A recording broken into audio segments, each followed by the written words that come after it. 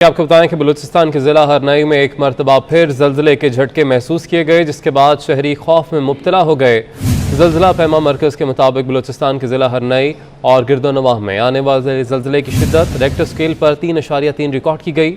ज़ल्ज़ले की गहराई 15 किलोमीटर और मरकज़ हरनई के करीब था।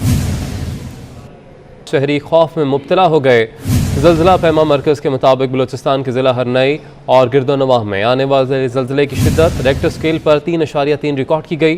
ज़ल्ज़ले की गहराई 15 किलोमीटर और मरकज़ हरनई के करीब था। शहरी खौफ में मुब्तला हो गए। ज़ल्ज़ला पैमा मरकज़ के मुताबिक बलूचिस्तान के ज़िला हरनई और गिरदोनवाह में आने वाले ज़ल्ज़ले की शिद्दत रेक्टर स्केल पर 3.3 रिकॉर्ड की गई। ज़ल्ज़ले की गहराई 15 किलोमीटर और मरकज़ हरनई के करीब था। शहरी खौफ में मुब्तला हो गए।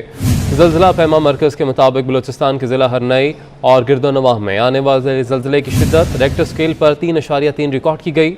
ज़ल्ज़ले की गहराई 15 किलोमीटर और मरकज़ हरनई के करीब था।